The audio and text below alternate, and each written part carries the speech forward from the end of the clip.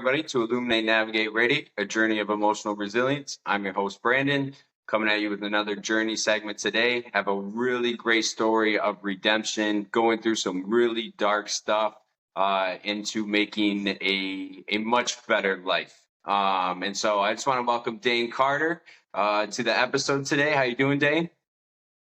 Doing great, man. Doing great. Thanks for asking. Yeah, man. Thanks for coming on and sharing your experiences and your journey to where you're at today. Obviously, seeing a bit about you, really powerful. And I know you mentioned to me you got a dark story. So hearing to come from that to where you're at today is special, man. So I appreciate your time.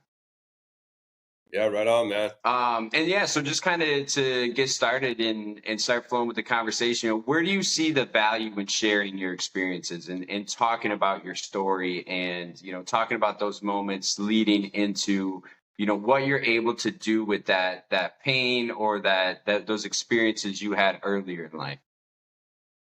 Well, off top, to give hope to the next person, you know what I'm saying? And let them know that it is possible. I've pretty much been down the darkest path that there is, and I made it out the other side. So now I do this to share my experience and give hope to others, let them know that there is a chance. Because when you're at the bottom, like I was, man, you didn't feel like there was a chance, Yeah, and hope is a powerful thing. And I think, especially if they can relate to your story or even just be in those dark moments, whether it's very similar to yours or not, like when you can bring people hope and inspire people to something better, that's what it's all about. Absolutely. Yeah. So I'm excited to get into it and just kind of hear, how that went for you and where you ended up, and then, how you were able to pull yourself out of that and get yourself to where you're at today. So kind of just going into your early years, how did that start for you? Where did that road, or do you see that starting point of that road starting to get dark or starting to make some decisions to put you on that path? Yeah, man. Well, I was about 8 years old. I went to go live with my dad, and I didn't really know him too much at that time. And I went there and, it was average. My dad worked a lot. It was party scene, and I started fucking up in school. Started like forging my own pink slips at like the third grade. Had my first drink at like 8 years old. Years after that, a couple years, I started smoking weed, started doing meth, the whole nine, getting expelled, going to community school and getting locked up in juvenile hall. And it just gradually got worse. You know what I'm saying? And a lot of fighting, a lot of hurt at a young age, a lot of lying, a lot of thieving. Yeah. The whole nine, what I mean? Was there something that, like, when you had that first drink or when you started drinking a little bit more or smoking a little bit more, was there something that like really pulled you into that, or did you just really enjoy the experience so you kept doing it?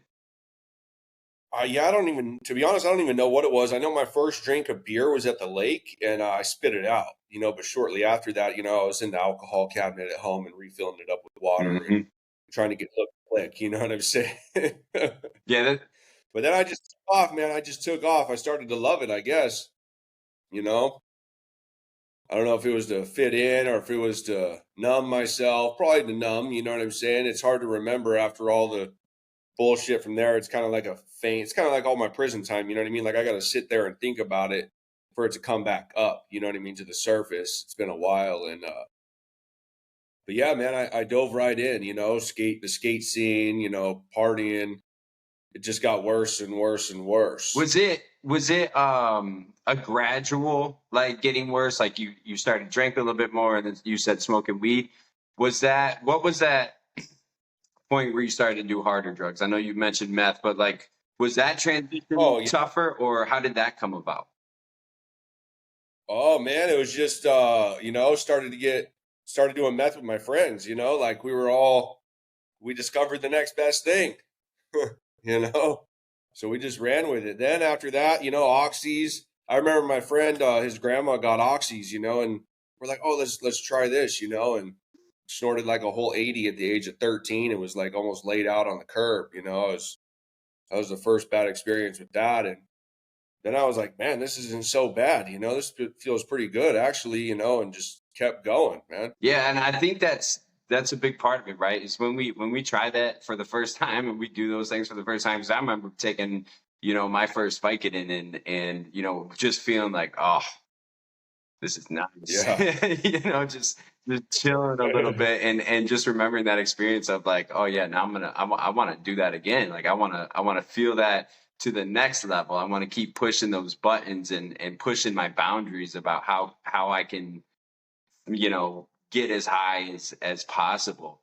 Um, Yeah. and you said it was kind of that first kind of bad experience with it. Did that turn you off of it at all, or was it just like, yeah, I'm gonna keep going? No, I was already doing the ecstasy, smoking the weed, doing coke. You know what I mean? That was pretty much my first experience with Mm. opiates. And which all ultimately took me to near death experiences many a times, as everybody will hear here soon. And it was all about the parties. It was all about the girls. It was all about the party scene. And I just couldn't stop. You know what I mean? I'd be the one drinking the fifth after fifth after fifth in my early teens. You know what I mean? And I guess I had a high tolerance, or I built a high tolerance, but I just wanted to keep going. I'm an addict. I don't, there's no stopping once I start. Oh yeah. Yeah, and as you're going and at your that young age, I remember, I kind of started experimenting around 10 and 11, and then it got worse for me at about like 15, 16, where I started using every day. And that was there ever a point at those in your younger years that you saw it as becoming a problem?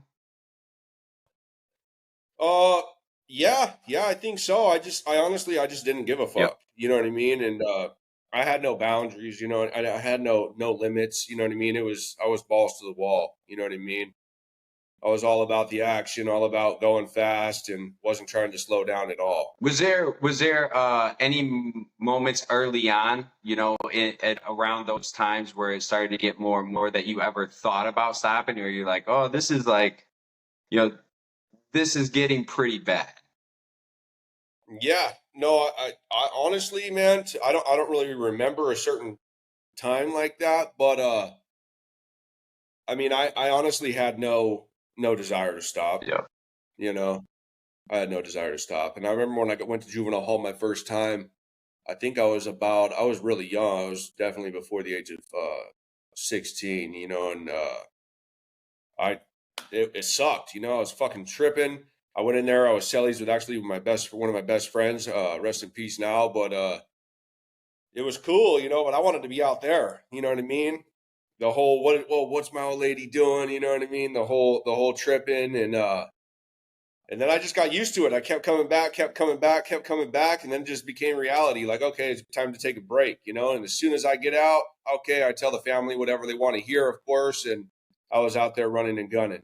Were you ever like put on drug court, or did you have to do like the meetings at those ages where you weren't maybe taking it seriously, but you had to just kind of play along with that type of stuff every time you got out? Yeah, I just wouldn't go. Yeah. They catch me when they catch me.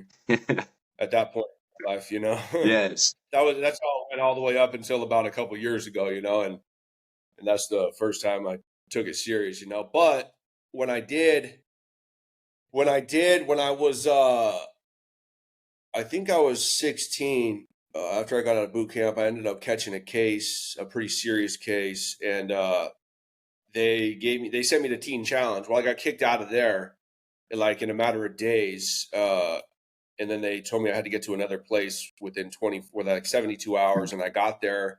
I was under the age of 18, so they took me in illegally. Of course, they wanted the money at the time. That's what they were about, and so I kind of played the part then. You know what I'm saying? I wasn't really strung out because I already came from this other place, and opiates weren't a huge part of my life at that time. So they got this kid coming into detox off party drugs, coke, ecstasy, alcohol. You know what I'm saying? And how serious could I take it? You know what I mean? I was 17 years old, and I honestly wasn't really giving a shit. I was like, oh, cool, I'll experience Orange County. Yeah, no, I mean, at that age, as I started using, it wasn't ever thought of like, oh, this is a problem. It was like, this is fun. I'm enjoying it. I'm able to keep doing what I'm doing while I'm on it. And it wasn't until like I started really messing with opiates that everything kind of fell apart for me as well. So where do you like? Can you see one of those moments where like it really started to fall apart for you? Yeah. I mean, yeah, probably around that time. You know what I'm saying? For sure. When I came back after I left there, I came back to my hometown and I started running amok. I ended up getting busted for a home invasion, and at that point, I was a wreck. Like it was over. I'm like 6'4". I was about 165 pounds. It was a wreck, man. It was a wreck. Was that was that like was there one drug that was your main thing? Like that was the one you would do anything for, you would do anything to try to get, or was it just kind of everything for you? At that age, Yeah. man, to be honest, I mean, all of it pretty much. Coke, ecstasies, meth. That was it. So did it eventually just become opiates? I know you mentioned that a couple times Oh now. no, I wouldn't do one without the other. I Okay. was slamming meth, smoking fentanyl at the end. So Yeah. So like, the other. yeah. As you kept getting older, and it kept getting worse, or you kept having to, you were in that lifestyle fully. How did it progress? How did it keep getting worse?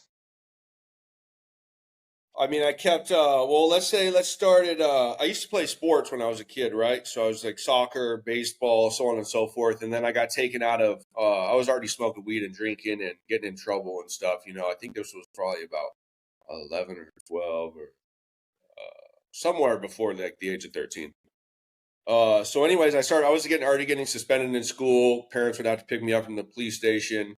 Already doing all the bad shit, and they thought it was a good idea to take me out of sports and put me in like karate, kickboxing, stuff like that. So that just taught me how to fight. So then my fighting confidence grew, and next thing you know, okay, I was just being a fucking punk. If I didn't like somebody, I just hit them. You know what I mean? And so at that point, it was like, okay, then I think maybe like, well, I get away with anything now. You know what I'm saying? So it started to just get worse. I started to get in the scene. You know, the level of fucking up just seemed like it got worse. You know what I mean? And I just had no boundaries. I had no limits. Yeah, I was pretty much all in. yeah, when you start pushing them and maybe you don't have the full repercussions of them, or you get away with it, or like you said, you gain some confidence in some of that, and especially when we're younger, we're always going to keep pushing that. We're always going to keep Yeah. keep trying to figure out what our line actually is, or where we're going to get stopped, or where we're actually going to hit a wall. Um, did you have anybody, like your parents or anybody else trying to get through to you and trying to have these conversations with you, or were other people, or the only people in your life the ones kind of like feeling that, right, and pushing that, and being a part of that? Yeah, well, I to be honest, like, my parents did the best they could. You know what I'm saying? They've been split up since I was like one, but I lived at my dad's house most of the time growing up, and he worked a lot. He tried to drill it in my ass. You know what I'm saying? But I was already set. My family, my grandparents, everything like that. They wanted the best for me. And I think I just became, for one, a master manipulator, man. Like I could they believed anything. Okay, yeah, I'm going to do good this time. You know what I mean? And I tell them whatever they want to hear. And at that point, it's like I'm so set on a mission to do whatever the fuck I wanted to do, which I obviously now knew that wasn't the way I wanted to go in the long run. But at the time, I was just all gas, no brakes. Like they try to like discipline me. Tell me that I'm messing up or whatever the case situation. You're going to do life in prison, and it went in one ear out the other. You know what I mean? Clearly, Yeah. but they always try to keep me on the straight and narrow. They always believed that I could do better for myself. And which is good. You know what I mean? And here I am. It just took a little bit longer, and I'm grateful for everything that I went through. Because now I wouldn't have the experience and to to share with others. You know what I mean? And it's my story, and I fucking love it. Yeah, no, and I think that's some of the, that's a really powerful way of looking at it, right? When you're able to say like, oh yeah, I went through this, and it made me to what I am today. Like it created this life that I'm able to live. It created your drive, your motivation. It created, your perspective on life. I think that's a really powerful thing about sharing those experiences and kind of where you got to, especially, like we know people don't always make it out. But when you can make it out and make something better of it, that's what makes that really special. Yeah, So absolutely. was there was there like a, a couple turning points or one big turning point, or like when were some of those moments that you're like starting to get tired of it? It wasn't until a lot later. Like I didn't get tired of it until 3 years ago. Really, Mm. let's be real. I've been out of prison for 6 years. That's a whole other thing to get into. And I've only been clean for 3 as of this last Monday. You know what I'm saying? So I built everything up and lost it all again or threw it away. You know what I mean? Several times, and I really didn't get honestly tired of it. Like I was tired of it, but was I? You know what I'm saying? Like if I was that tired of it, I would have done something about it. Yeah. I feel, so. But I started to go to when I was 18. I caught a home invasion robbery in Pismo Beach, and you would have thought that would have been like, okay, it's time to pump the brakes. I was looking at a lot of time. I only ended up doing 2 years and took a couple strikes. But I got out. Now I was okay. I'm on parole. I've been to prison. You know what I mean? I'm really in the scene, and fuck. To be honest, I think I loved it. You know what I'm saying? It just like I was okay with it. And I just kept going back, kept going back, kept going back. 4 prison terms later, I get out. I ended up paroling from High Desert in 2017.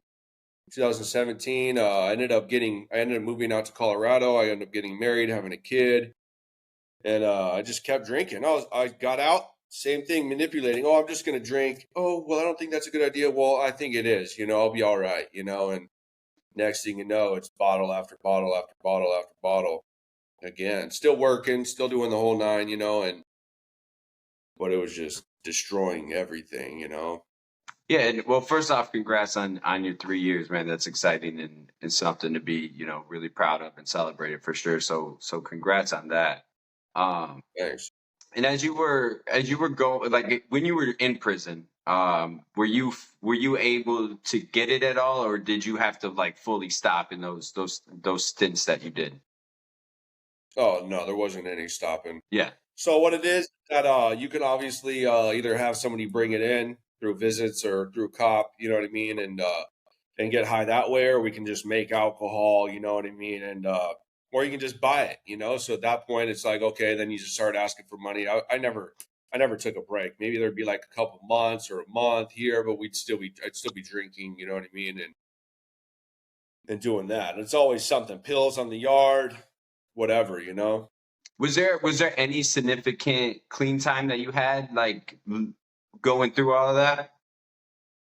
Yeah, there was a couple of years. I spent a lot of years in the hole and AdSeg, and at that point, like sometimes there'd be like we'd get some morphines or something like that. You know what I mean? But there wasn't like too much significant drug use inside AdSeg for the most part. Yeah. And what was it like going through all that, especially, if you're in the hole in isolation, or those moments where maybe you were coming down a little bit and you maybe, had that clear mind. What was that mental battle like for you? Were you fully Oh well, convinced like this was who you were, or did you have some of those doubts, like, what was that like mental battle like for you at those times? there's no communication with the outside besides via letters. You know what I'm saying? And I did a lot of reading, a lot of working out. It actually, I think, made me a stronger person. You know what I mean? And being in solitary confinement for so long on multiple different occasions, it's like the first time it kind of sucks, right? But it's just like going to prison, or it's just like doing anything. The more you do it, the more you're comfortable with it, the more you're okay with it. And then at some point, it's like, okay, this is getting old, right? And that didn't happen for me until probably about right before I got out. You know what I mean? On my last term, I was just fucking done with it. You know what I'm saying? And but it is a mental battle. You know what I mean? You get to a lot of reading, a lot of working on yourself. A lot of working out. But at the same time, it's a lot of not giving a fuck because what can they possibly do to you? next? There's nothing. That's the top of the top right there, you know? Yeah, I mean, taking everything away from you, and especially isolating. Like I'm a huge believer in like connection is so important in our life, right? Being able to have connections with people and talk to people and have conversations. I think that can bring us some of the healthiest perspectives or mindsets or places that we can get to when we have that connection. And so I can't even imagine, being isolated from that and having it totally taken away. What was the longest like stint you did where you were fully isolated? I think 13 months, 13 months, the longest time. And when you walk out, you go out to like maybe twice a week, you know what I mean? You'll go out to maybe 3 times a week if you're lucky for an hour. They cuff you up before they take you out your cell, make you strip, cuff you up. Then you go out and it's like a big ass dog cage, like a big long dog kennel, and that's your yard. You know what I mean? And if you go to the shower twice a week, 3 times a week, we usually just bird bath in the cell. But you're cuffed, you know what I mean? And you're cuffed until you get in the shower and like that. So it's really, really isolated, you know what I mean? No connection. They bring the food to the cell, of course, and like that, man. But yeah, I think it was about 13 months was the longest time. What does that do to your mindset when you're in that position and you're treated like that and you have that everything kind of taken away and broken down like it was for you? Does that start to diminish hope for you? Does that take away hope, or is it just something that you just get so comfortable with it's nothing? Well, I mean, it depends if you want to give up on yourself, but like the first time you go to the hole for a few things. You go to the hole for putting in work, you know what I'm saying, on the yard, something that you volunteered for, something that you had to do, or if a riot pops off, stuff like that. So at the first time, you're kind of pumped, you know what I'm saying? And then it's like, all right, cool, I did that, or whatever the situation was, right? But as you go, you get more okay with it. You get more comfortable with it. Like that's your home. So it might be a 6x9 cell with a concrete bed, bunk, right, with a little mat on top and a toilet and a sink, or you know what I mean. That becomes your home. So that's your space. You know what I'm saying? So you kind of just get like kind of creative, I guess you could say. You know what I mean? And just figure it out. It's. I mean, what are you gonna do? You're either gonna figure it out or you're gonna kill yourself. You know what I mean? And good luck doing that because there's nothing in there to really do that with. So Yeah, and being where you're at today, right, where you're able to think clearly and freely. Do you ever like do you ever look back and think about how comfortable you got with those types of situations? Does that ever kind of like blow your mind, that was like, wow, I was comfortable in this hell or this darkness or this isolation, and like because you seem far removed from that from being, what I mean? yeah, I mean, yeah, I think most of all, it is kind of crazy to get comfortable in that situation, but I think it makes you it could either make you or break you, right? Like you could just say like, oh man, like feel sorry for yourself and kind of give up. I've never really been one to give up, right? Like of course my addiction took me a lot of dark places and that kind of was like giving up, but it's like it wasn't really giving up because that's what I wanted. Mm. You know what I mean? Like I wanted to live that way. So giving up was never an option for me. So I kind of just made it work, man. I made the best of it. I would write, I would read, I would work out all day, even with like minimal food. You know what I'm saying? And but yeah, so I think it was just a learning experience. And I look back and I'm kind of like grateful for that opportunity as well. Like that's an experience that I have and that I have learned from. Well, and I think that's important, right? To be able to go and pull something from those bad experiences, be able to learn something from those dark moments in our life, because then that's where we're able to grow and we're able to use those to make a better life. To, like you said earlier, bring hope and inspire people that even if you're in these really dark moments, like there's light at the end of that. If you can get through it, not give up on yourself and keep pushing, like you can create something you want to create. Um, Yeah, absolutely. And there's people that are doing life. I've had a lot of cellies that are lifers. They're never going to get out, right? So, but think about it, like I still have a date. You know what I mean? Like I know I'm going to get out of here. Like it's just a matter of time. So I really didn't have it all that bad, I feel, and regardless, I put myself there, you know what I'm saying? So if I wouldn't have made the choices to go to prison, right? Because we always have the choice, it's like, you know, it is what it is. You know what I mean? Like, got to make it work. That's always been the kind of guy that I am, like, it is what it is. You know what I'm saying? If I want better, then I'm going to do better, and I just never wanted better, I guess.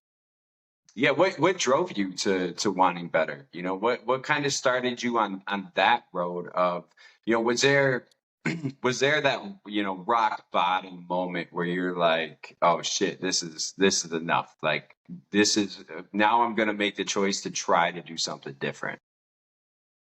Yeah, man. So I remember in 2020, I believe, I'd already been out of prison for a couple years, and I already left my family in Colorado. You know what I mean? I started sticking a needle in my arm again, doing a lot of meth and drinking and just running the streets out there. I ended up back in California, and I started doing more heroin and fentanyls. I started to do fentanyl, and I think I was just doing heroin then, heroin and meth. And drove up with my buddy to my mom's house to go pick up my laundry one day, and she came out, and I woke up. I was nodded out at the wheel, car still running, to her knocking on the thing, and she thought I was dead. So that was kind of I ended up going to rehab shortly after that, but once again, you know what I mean? I was in there focusing on, chicks, whatever. I was just there to play the part, you know what I'm saying? I didn't work the steps, you know what I mean? I got a sponsor, but was I really committed? No, I wasn't. So I ended up relapsing and relapsing and relapsing.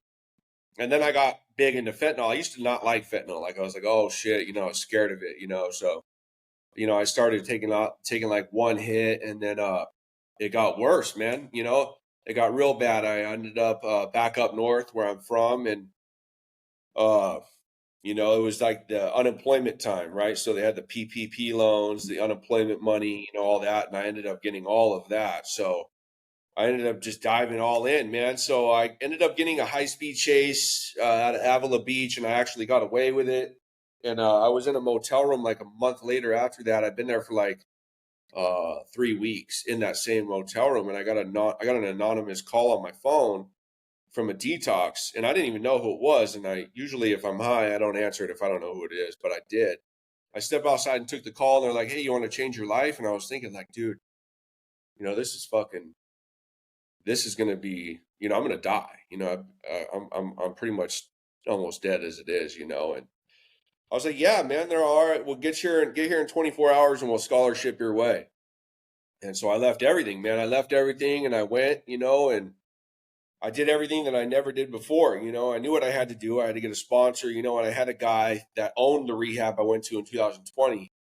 And I called him. I was like, hey, I'm clean. I just came out of detox, or I'm in detox, and I want to take this seriously. He's all, no, I'm not gonna, I'm good, and I called him every single day, man, for like months. I ended up going to the next phase of treatment, and one day he said, "Yeah, man." So I hit the ground running. I haven't looked back since. So I think being in that motel room and that call is like basically what saved my life, because I still had enough drugs to last months, probably. You know what I'm saying? It was doing it pretty big. So yeah, man, I think that saved my life. That was my turning point right there. Yeah, that's powerful. And like you just said, that's a, when you're getting that free money coming in and you're already set up for a little bit, like that's a hard moment to be able to make that choice in, right? That's a Yeah. really hard moment to be able to say like, okay, yeah, I'm gonna go and do this and try to make that change. Um, what was that thought process like for you? Because I know when I was kind of hit with that moment of like, all right, am I actually going to try in this rehab center? Am I going to try to make things better? Am I going to put in the work and the effort? And do I want this?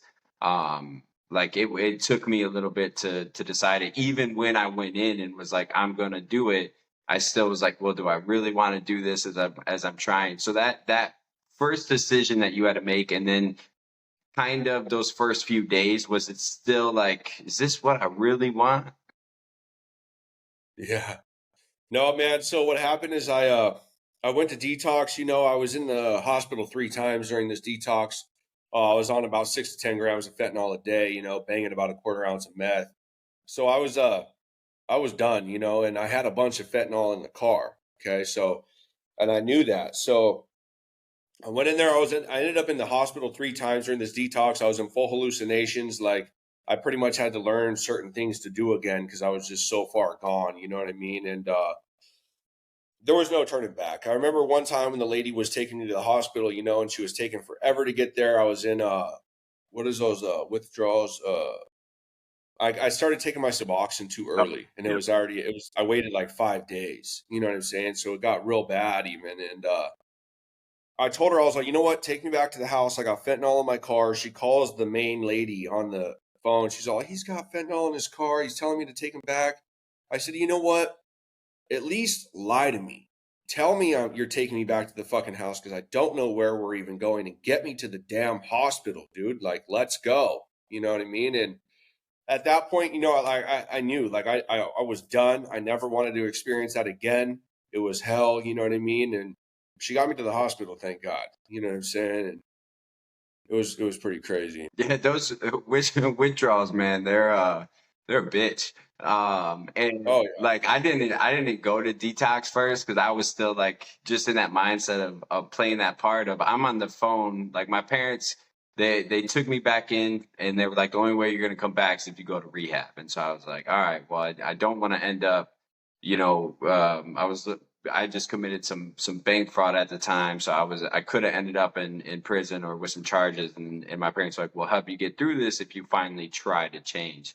And so I'm on the rehab center, and I'm like on the phone with them, and I'm like, "Yeah, I haven't used, and they're like, "Why do you need rehab?" And I'm like, "Well, just because I'm still lying and and stealing and doing all this shit."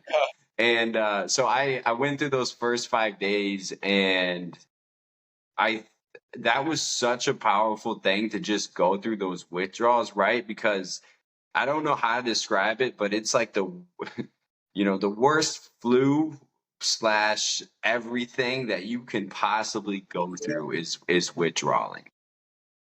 yeah, And so it just yeah. So, like you said, it's hell, right? You don't want to go through that again.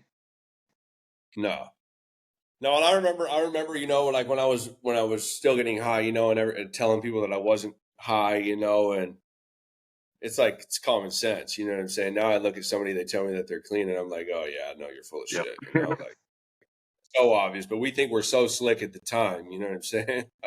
It's so funny that it's just like that person just looking at you like, just stop bullshitting. And I'm like, no, I'm good. Like I feel great right now. And then a couple of hours later, I'm starting to come down off it, and I'm a whole different person anyway. Yeah. So yeah, go ahead. Yeah, so I was in detox, and I was like, oh, I need to go get my motorcycle from my dad's house. So they drove me 6 hours. I was only 14 days clean, right? So I was still like withdrawing, and they drove me up there, and I ended up getting my bike and riding it back. And like an hour back from the detox, I ended up hitting this dude at 75 on the freeway, hit his car, flew over his car, landed on the car in front of him, and somehow I was able to get back up. Another actually guy on rider showed up and helped me to the side of the road. And I was like, oh, I got to get out of here. This isn't registered. You know what I'm saying? So on and so forth. No license. And I ended up making it like 2 exits later and getting off. So that was like the first thing. Like, they're like, oh, go to the hospital. You know, you need to get on there. I was like, well, if I go to the hospital, they're going to want to give me pain meds, right? So they're not going to be able to do anything to fix me without it, right? So I was like, oh, I'll just stay. They're like, oh, well, we need you to kind of go to for our sake, you know what I mean, for their insurance purposes. And I was like, no, I didn't. So I wrote that out. That was like the first test, and then like the next day later, my best friend, he OD'd on fentanyl.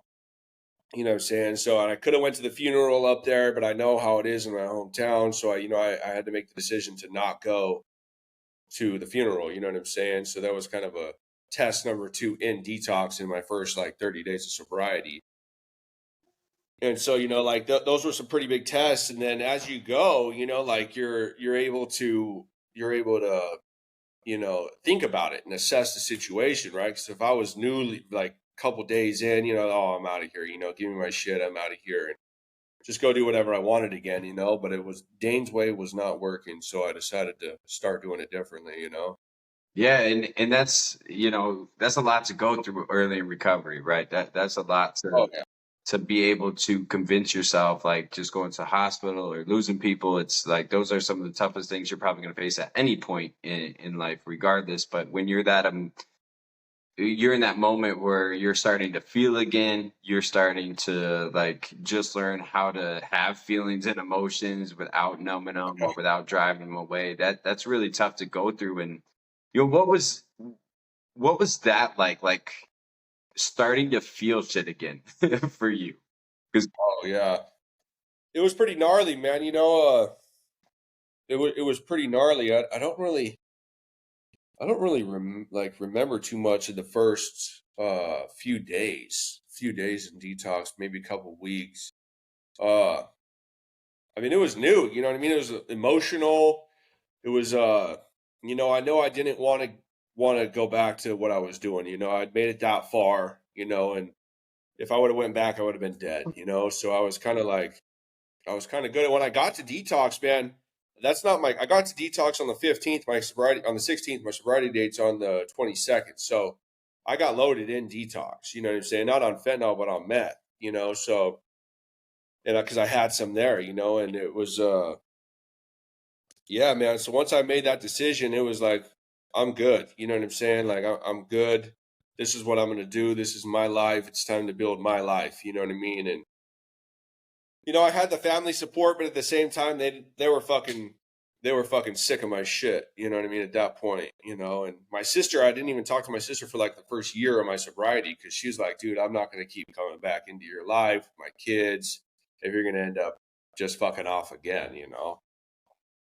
how did that feel? Like, because I think that's a big part of it too, especially as we're trying to get clean and change our lives. And if we've done it for so long, like you just said, people are sick of it. Like you can tell them, like, no, I'm actually doing it this time, and the feeling that's different inside you.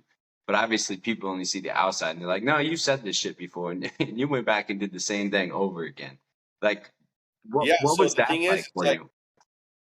yeah. So it was like, being sober and actually wanting it and looking back at my whole past, it's like, dude, I would have, like, she made a smart decision. You know what I'm saying? Like it's like, yeah, dude, you got to be able to fucking step up and show me. You know what I'm saying? Because it is what it is. You know what I mean? Like my track record was not the best. You know what I mean? And it actually kind of pushed me to do more, to do better. I think, if anything, you know what I'm saying? Because that's what I really wanted. Once I really wanted to change, like there wasn't any stopping. You know what I mean? Yeah, yeah, I like So that because I completely understand that same feeling of like, oh no, I want to do more because I want to prove that this is different. I want to prove that it's not just me saying it, but there's difference in my actions and my behaviors and following through on my word. And it was definitely frustrating at times, but at the same time, I own that and realize like, oh, okay, people are still really skeptical because I made them skeptical and I made yeah, them feel that way about me. So I just have to keep doing more and doing more and doing more. Um, so in those that early time in recovery, you said earlier like you kind of had to relearn some things. What was that process like for you? And like maybe what was an example of something you were trying to like learn how to do again? As an adult. yeah. So the biggest thing, I mean, it is what it is, man. Like I didn't even know how to wipe my ass. You know what I'm saying? Like it was bad. You know what I mean? I was crawling. I was in full hallucinations. You know what I'm saying? Like when I was on the way to that hospital that time, it felt like I was in a freaking cartoon movie. You know what I'm saying? Like it was done. You know what I mean? And then learning how to process thoughts, right? Like I never gave a fuck. Like, what do you mean processing thoughts? You know what I'm saying? Like, what do you mean about, my way hasn't worked? You know what I'm saying? Like, I didn't know anything like that. You know what I mean? It'd been since like 9 years old, 8 years old, I was doing shit my way. I was getting high, I was drinking, that's all I knew, you know what I mean? Or going to prison and committing crimes and all that. And it was just like a lot of hurt, you know what I'm saying? So it's pretty much like I had to learn how to not live that way, right? So it's a whole different way of life, you know what I mean? And it was pretty gnarly. Yeah, and I asked that question because I always think about like that first little bit when I got clean, and just the like how simple things felt like a whole new experience. You know, talking to people, laughing with somebody without being high as fuck, and just having Yeah. those little moments. And I would tell people at times like I feel like, you know, I'm 25, but I feel like a kid because I'm trying to figure out how to, like you said, process my thoughts. I'm trying to figure out how to feel emotions. I'm trying to figure out how to have a conversation with somebody without having to be high. Yeah. And that's what it's Exactly. like. Like, It's yeah. learning that all over. Now it's hard for me to have conversations like I'm kind of like a maybe like an introvert, right? But I'm trying to like break free. Like I'm trying to talk to new people, you know, because I want to help as many people as possible. And you know, it's still kind of hard. You know what I mean? Like because when I was high, like there was only you had your circle and that's it. Like you don't go out talking to people and like doing all this. You know what I mean? For one, you don't know who they are. You know what I mean? You think that they're maybe a cop or you know what I mean? Paranoia, full blown. Yeah, and that, like you just said, an introvert, and I can kind of I feel that as well because, you know, I'm just over 9 years clean, and like I still, you know, get that anxiety sometime about, you know, conversations or doing something new because it's not what I'm used to. I'm used to being messed up, and I'm used to like just being by myself getting high. And so it's still just that process of learning how to live life on, you know, on like they say in meetings a lot, life's terms, right? Yeah, exactly. Yeah, 9 years. That's huge, man. Congrats. Yeah, no, I appreciate that. And, you know, like, so it's crazy because sometimes, you know, and I'm sure you get that too. Sometimes it feels like it was yesterday, and sometimes you're just living a whole completely different life. It feels like it never even happened, or it wasn't even, it like it just seems so surreal at times when you look at where you're at. So, you know, I want to ask you just, have you been able to fully embrace you clean and like realize that you're this, you know, you can be this motivational person, this person to inspire hope and change in people? Or do you still think like, man, no, I'm still that dude who just fucks up and gets high all the time? No, yeah, no, I'm definitely not that guy. You know what I mean? I know that I can help many others, and I do, and I already have. You know what I mean? And I'm only going to continue to help more people. You know, like me getting high. It's funny that you said that because you know it's just like me doing time in prison. Like I got to actually sit here and think about it. You know what I mean? To like remember it and for it to even like come about Mhm. that that's who I was. You know what I mean? And getting high and all that stuff is close is in the more near few past than prison, right? Because I just stopped getting high 3 years ago, and I got out of prison 6 years ago, and yeah, man, you know, like it's hard to think like that's how it was, you know, like I got to go back. I don't remember the feeling of it, you know. I don't remember the feeling. Maybe like I remember the feeling of how good it felt to be loaded, you know what I'm saying? But at the time, like I didn't give a fuck that I was ruining my life. So it's hard for me to sit back and think about, oh, did I care about the fact that I was ruining my life and hurting everybody else's life around me? No, because I didn't give a fuck at the time. Like I wasn't thinking about that. You know what I mean? And so I think that when we're high, like we're in like this, at least how I was getting high, you know what I'm saying? Like it's like you don't care. What really matters is whatever you want, right? Because we're stuck in our own world and nothing else really matters besides our next fix, how to make more money, and how we're going to survive.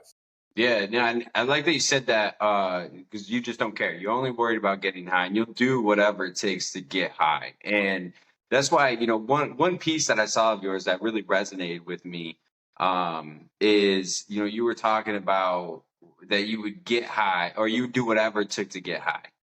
And that's a mindset you develop, right? Like we learn that mindset of like, all right, I know I'm gonna get high because I know I'm gonna do whatever it takes today to make that happen. And then you Yeah. talk about, yeah, you talk about applying that to your recovery, and it really resonated because I thought the same way. And so, what was it like for you being able to apply that mindset? Like, because it is a powerful mindset, and I think only if you've been in that active addiction you really understand that like you're driven because it's like either get high or you feel like you're going to die. And so when you have that mindset, what has that been like for you to apply that then into recovery? So the thing is that I know when I was high, like I was going to get high. Like nothing was going to stop me. I don't care what I had to do. If I had to go rob somebody, if I had to manipulate some more, whatever the situation was, right? So now, as I've gotten to where I am in my recovery and helping all these people, you know, and building my life, my business from nothing, it's like, well, I know nothing's going to stop me, right? And I'm a firm believer, like just like in my recovery, when I first got clean, I had to dive right in, right? And and that's like I'm either all in or I'm all out. You know what I'm saying? And that's just kind of how I am. You know, so when I dove into my recovery, I knew I was going to do whatever it took to stay clean. You know what I'm saying? Like I'm not going to use this stupid fucking excuse, oh she left me or he died or oh whatever the hell happened, and I'm going to go stick a needle in my arm or I'm going to go drink, right? Because the last time I got clean and I was in sober living, it's like the littlest shit. I was like, okay, cool, I'm gonna go get a drink, right? And guess what happens after I get drunk, dude? I'm gonna go stick a fucking needle in my arm. You know what I mean? Because it's never enough, you know. And now it's just not an option for me. You know what I mean? And once people can get past the the fact that once people can get past wanting to, they have to want to change their life, right? So if it's like people in for addiction ways, like they have to be done. You know, I've worked with people. I actually work with a couple people right now that still have problems drinking and doing drugs or fucking a bunch of women or whatever the situation is, right? And they're not done. He's obviously not done, right? So we could either waste our time and continue to move forward, or when you're done, you can come back and hit me up and we can start to work on building you back up, right? And then you have the people that are already done using, right? And then they're like, and they got clean and they're fat, right? Let's say they're overweight. And the thing is like, they have to just be ready. It's still the same thing. They have to be ready to change, right? They have to be ready to take their life to the next level. You know what I'm saying? So I think it all boils down to if they're ready or not, and then it makes it easier to dive in. You know what I'm saying? Like, no matter what, I'm going to do this, right? And so we start implementing progressive acts. So we start building structure. Every single morning I wake up, I do the same thing. I wake up at the same time, and it builds discipline. I'm at the gym at the same time, and it's all before I got to even be at work at 6 o'clock or 7 o'clock in the morning. And I think that once you can build that discipline and that consistency, you start to realize that nothing will stop you unless you want it to stop you. Yeah, and that's such like a great way of looking at it with, when we build that structure and we can find that and start to believe in ourselves that we can actually do this because you're right. When people get clean, sometimes it's just replacing drugs with a different thing. It's not actually changing that core self. It's just like, oh, I'm not gonna get high, so I'm gonna spend my time doing this instead. Whether that's sex, gambling, food, whatever it may be, it can just turn into the same reason we were using in the first place. Um, and so I like that, you saying that of really truly wanting to change because that's when change happens. When you can accept that that's what you need, that's where you're able to make some actual growth and effort. So, I think that's a really good place to kind of like kind of talk about what you're doing now and how that applies to not only your recovery, but also how that pulls in other people to promote growth and change and a more positive life for people. Yeah. Okay. So the thing is, another thing about, you can like say so-called call it swapping addictions, right? Like the gym. The gym is fucking great. You know what I mean? It's helped me in so many ways. It helps so many people in so many different ways. And if you can become obsessed with the gym, right? Like obsessed with building your body, you know what I mean? Because a strong body is a strong mind, and or if it's in your business, swap it out for your business, like dive right in. Like addiction is all or nothing, right? There's no half, you're not half addicted to drugs. You know what I mean? Like unless you're just in fucking denial. So if you could swap it out It for would have been something nice if I awesome. was only half addicted to drugs. Yeah, exactly. Yeah, exactly. So yeah, that's another thing, man. And now, like going through my addiction and everything, and in my early recovery, there was a lot of depression, a lot of anxiety, and and my life was good. I started working, I was clean, all that, and then I got in the gym. I started focusing on building me, my being healthy. You know what I mean? Eating good. You know what I'm saying? And I start to really dive into that, and I started to notice that, fuck, this is my life is great now. You know what I mean? And so I figured I'd build a business on coaching other people on basically like how I did it, how I do it. Through health and fitness and developing the right mindset. That anything is possible as long as you are disciplined and you work hard for it. You know what I mean? So that's what I do, man. And that's, being able to, be that example of that, right? It gives somebody that different outlet, be able to look at you and say, like, yeah, I'm at that point right now where I'm sick and tired, and maybe I've tried this or I've tried that. It gives somebody another option to be able to try, which is why I love that, especially when you're that example of it. You're that person that can say, like, if you apply that mindset to change and to growth and to making yourself a better, happier person, like, it's possible. You see you as that example of it. Exactly. Yeah. All it takes is some hard work, man. That's it. Yeah, and like doing what you're doing now, and creating a business and creating a more positive lifestyle for yourself, and then hopefully inspiring and helping other people into that as well. Do you ever have those, like, those tough days where you doubt yourself, or you doubt what you're doing, and still have to continue to find that growth in yourself as well?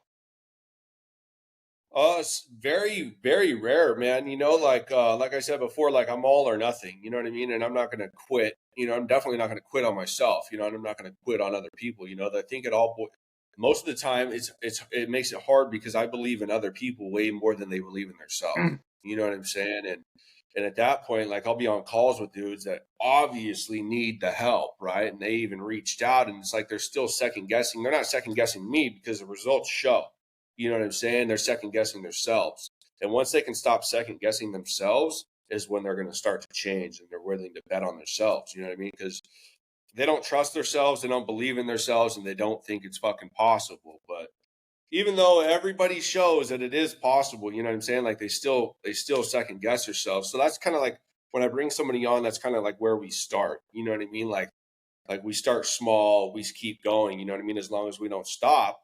And then they get to the point like, dude, I'm fucking looking good. I'm fucking feeling good. My relationship's better. My business is better. My life is just better. You know what I mean? And it all comes down to being disciplined and staying consistent. You know what I mean? And building you because if you don't build you and work on you, you can have everything in the world, but there's still going to be something missing, right? Because you're still going to feel that certain way inside. Yeah, and if we're not working on ourselves and we're not building ourselves, then we're not going to be that best we can be in our business, or the best we can be in that relationship, because we're not going to be taking care of us and what we need to do to be better people. Um, and so just kind of with that, and changing those habits and building that consistency in people and seeing that growth in people, does that affect your recovery? Does that continue to be like, oh yeah, now I'm going to push even harder, now I'm going to get even more out of this, now I'm going to go put myself in bigger spots or take more chances on myself because this feels good and I see the difference it makes? Oh yeah, 100%.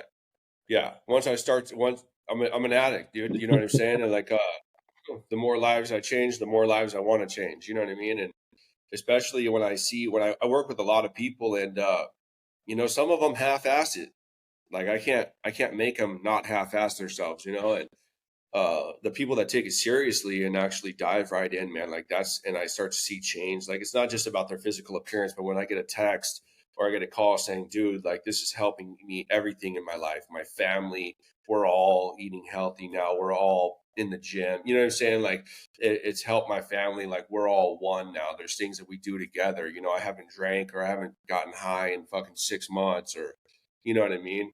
It just keeps pushing me even harder. And that's motivating, right? Because you know what Oh it's like to be in those dark places. You know what it's like to be in a life of pain and struggle and just be in those moments. And so when somebody can reach out to you and say, like, what you're doing, and the advice or the perspective or the work you're giving me is helping me pull me out of that, like, that's probably one of the that can create some of the best feelings in the world on the inside. Oh yeah, yeah, 100%. So yeah, man. So definitely I would, I'm gonna Dane's information, his links to his Instagram will be in the description. So I would highly recommend going and checking him out, especially if you're looking for something that to try to change your life, to find some hope, find some inspiration. Definitely check this guy out and shoot him a message and give him a follow and everything. But I want to just kind of leave that open for you to end with, one last thought, one last perspective, one last message of hope, or however you want to do that. But just give you that the last word in our conversation here. Awesome. Yeah. So like the biggest thing I want to say is everything that I talk about of my past, whether it's prison or drugs, you know what I mean? I'm in no way glorifying it, you know what I mean? And just because I'm okay with it doesn't mean that you should be okay with it, you know? And my biggest piece of advice is to find something that you want to do with your life. I don't care if it's a dream that seems so far fucking away. I want you to fucking focus on it and fucking dive in and go all out and start betting on yourself, and your life will change. Oh, I love that. It's a great way to end right there. And so, like I said, go check Dane out. Again, Dane, I appreciate your time, your words, you sharing your experience. It means a lot. So I appreciate you sitting down and doing this today. Yeah, man. Thank you. I appreciate it. We'll have to do it again sometime. Definitely. And so this has been Illuminate, Navigate, Radiate. Have a great rest of your day.